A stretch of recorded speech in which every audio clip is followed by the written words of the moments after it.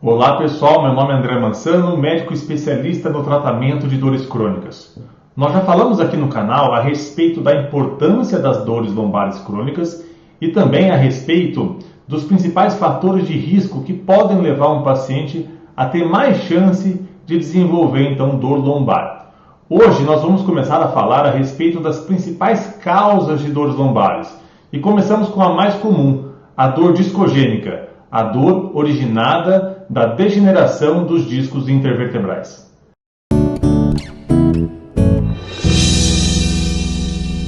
Primeiro é importante falarmos sobre o que são os discos intervertebrais.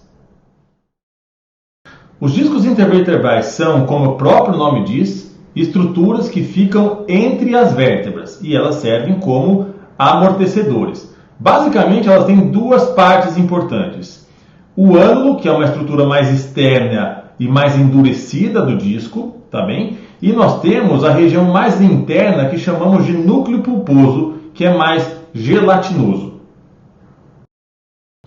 Um ponto muito importante da anatomia do disco intervertebral é a sua vascularização, que não é a melhor possível. O que acontece? As artérias saem aqui literalmente de dentro da vértebra, de dentro do osso, e vão sendo encaminhadas aqui para o disco intervertebral. Quando elas chegam aqui, próximo ao disco, elas são interrompidas. Isso faz com que a nutrição sanguínea do disco se dê por um processo muito lento chamado de difusão.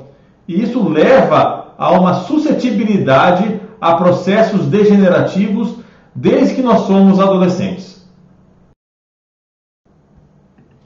Outro ponto de fundamental importância é a inervação do disco intervertebral.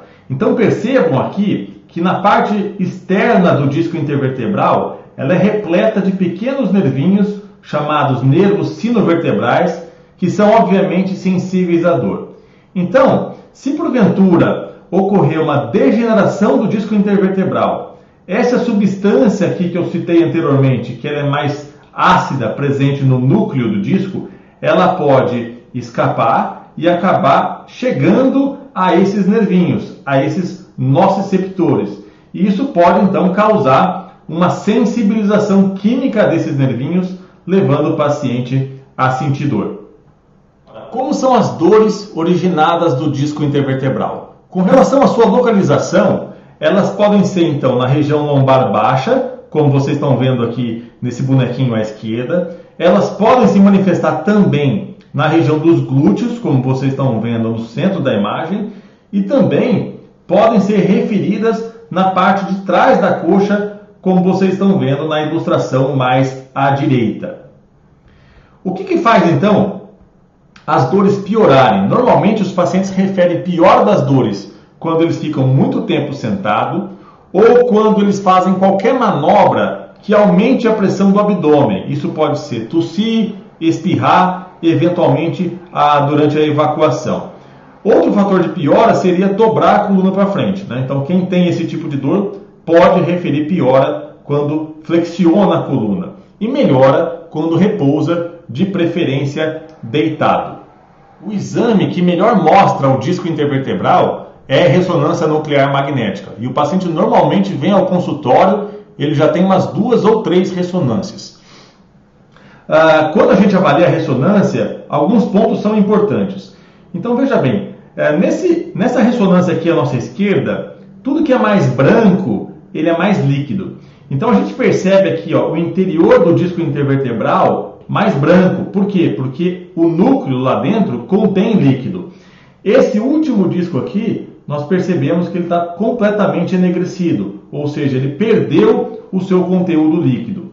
Na nossa direita aqui, a gente vê outro tipo de alteração que é compatível com dor discogênica, que é a inflamaçãozinha aqui que a gente vê na junção entre o corpo da vértebra e o disco intervertebral. Isso inclusive tem nome, são alterações de Modic.